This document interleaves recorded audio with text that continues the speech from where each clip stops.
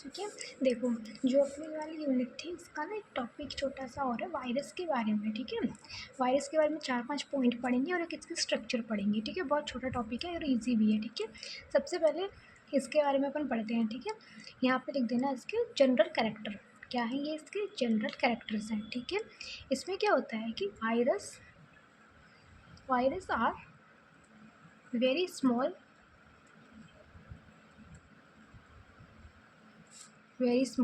ठीक है। Virus are very small यानी कि इतने छोटे होते हैं कि अपन इसको माइक्रोस्कोप से देखते हैं, बहुत से छोटे होते हैं ना। और एज सेल्यूलर, और कैसे होते हैं ये एज सेल्यूलर होते हैं, यानी कि इनमें सेल एब्सेंट होती हैं। एज सेल्यूलर का मतलब इनमें सेल जो होती हैं वो एब्सेंट होती हैं। ठीक है, एज सेल्यूलर होते हैं। ठीक है, इसके अलावा है ना, इन्हें इलेक्ट्रॉन माइक्रोस्कोप में देखा जाता है, इलेक्ट्रॉन माइक्रोस्कोप से देखा जाता है, इलेक्ट्रॉन माइक्रोस्कोप से देखा जाता है। ठीक है, सेकंड पॉइंट है कि इनमें साइटोप्लाज्म, जो इनमें क्या होता है साइटोप्लाज्म, वो क्या होता है एब्सेंट होता है। ठीक है, उसके बाद ये है, उसके बाद नेक्स्ट पॉइंट क्या है, इन्हें 90 डिग्री सेल्सियस से ज़्यादा टेम्परेचर पर 90 डिग्री सेल्सियस से ज़्यादा टेम्परेचर पर इनएक्टिव हो जाते हैं। कैसे हो जाते हैं इनएक्टिव, जैसे अपने 90 डिग्री से ज़्यादा टेम्परेचर कर दिया तो इनएक्टिव हो जाएंगे और क्या हो जाते हैं, ये मर जाते हैं। तो इसीलिए इस टेम्परेचर को क्या कहते हैं, इनका थर्मल डेथ पॉइंट कहते हैं। क्या कहते हैं, थर्मल डेथ पॉइंट। समझ आ रहा है, अपन किसके बारे में पढ़ रहे हैं, वायरस के बारे में। तो वायरस वेरी स्मॉल होते हैं, एसेल्यूलर होते हैं, और ये इतने छोटे होते हैं कि इनको इलेक्ट्रॉन माइक्रोस्कोप से देखना पड़ता है। इनके अंदर साइटोप्लाज्म एब्सेंट होता है, 90 डिग्री सेल्सियस टेम्परेचर पर इनएक्टिव हो जाते हैं, इसको इनका थर्मल डेथ पॉइंट कहते हैं। समझ में आया। नेक्स्ट पॉइंट, ठीक है, एक इनका ना बहुत अच्छा इनका कैरेक्टर होता है कि ये ना लिविंग सेल के बाहर, जैसे अपने पास कोई लिविंग सेल है, ठीक है, लिविंग सेल के बाहर तो कैसे होते हैं, नॉन लिविंग होते हैं। ठीक है, और जैसे ये लिविंग सेल के अंदर जाएंगे, लिविंग सेल के अंदर, तो ये भी कैसे हो जाते हैं, लिविंग हो जाते हैं। समझ में आया। इसका मतलब क्या होगा, देखो, जैसे कि अपने पास ये अपन ह्यूमन बॉडी है अपनी, ठीक है, तो अपन कैसे हैं, लिविंग है। ठीक है, तो ये अगर अपनी बॉडी के बाहर होंगे, लिविंग के बाहर पे होंगे, तो ये नॉन लिविंग जैसे होंगे। जैसे कि यहाँ पे कोई अपने पास वायरस है, ठीक है, अगर ये हमारी बॉडी के बाहर है यानी कि लिविंग सेल के बाहर है, तो ये कैसा है, इनएक्टिव है, यानी कि नॉन लिविंग है। जैसे ही ये हमारी बॉडी में जाएगा तो ये कैसा हो जाएगा, एक्टिव हो जाएगा, यानी कि लिविंग हो जाएगा। आया समझ में।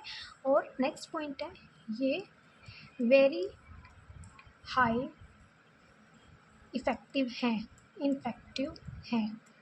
इनफेक्टिव है। देखो ये लाइन समझ में नहीं आई होगी, देखो अब समझ में आएगी। ये वेरी हाई इनफेक्टिव है, इसका मतलब इनकी थोड़ी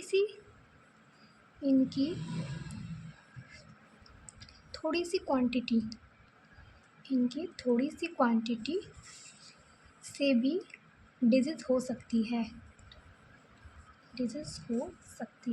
यानी कि इतना ज़्यादा इन्फेक्टिव, वायरस इतने इन्फेक्टिव होते हैं कि ज़रूरी नहीं है इनका पूरा ग्रुप हो, सिर्फ एक वायरस से ही हमें डिजीज़ हो सकती है। जैसे हमें कोई डिजीज़ हुई है, कोई बीमारी हुई है, तो ये इतने ज़्यादा इन्फेक्टिव होते हैं कि हमको एक छोटे से वायरस से भी डिजीज़ हो सकती है। आया समझ में। ठीक है, उसके बाद इनमें एक ही टाइप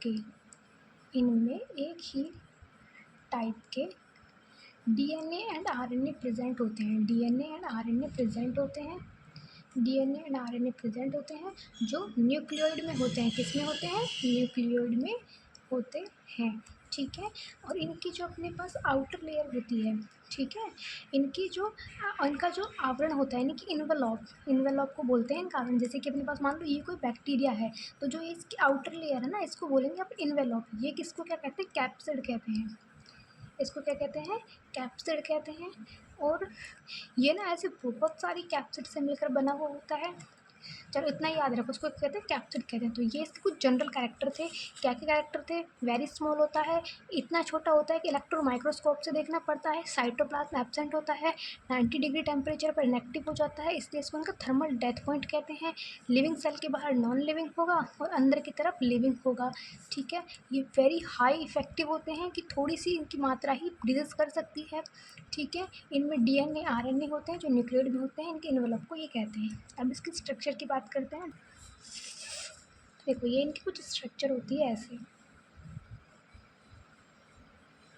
ठीक है।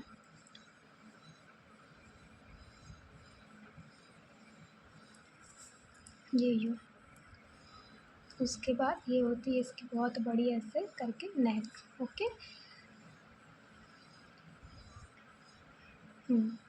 यहाँ पे इसके होते हैं पैर,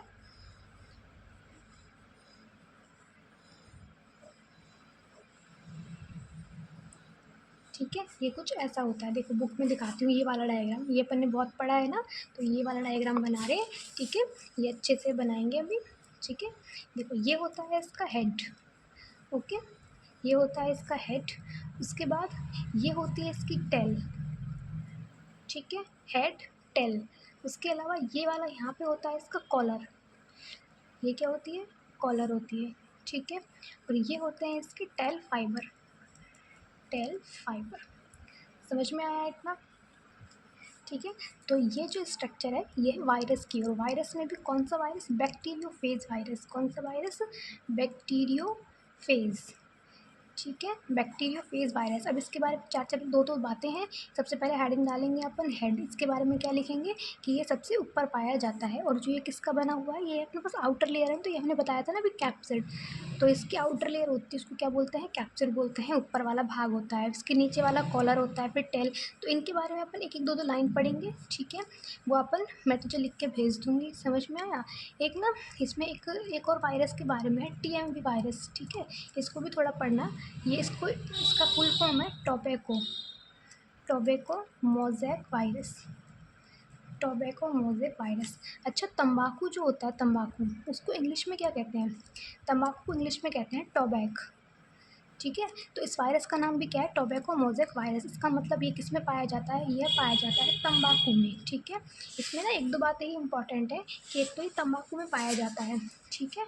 और दूसरा क्या है, इसमें ना सिंगल स्ट्रैंडेड आरएनए पाया जाता है। इसमें क्या पाया जाता है?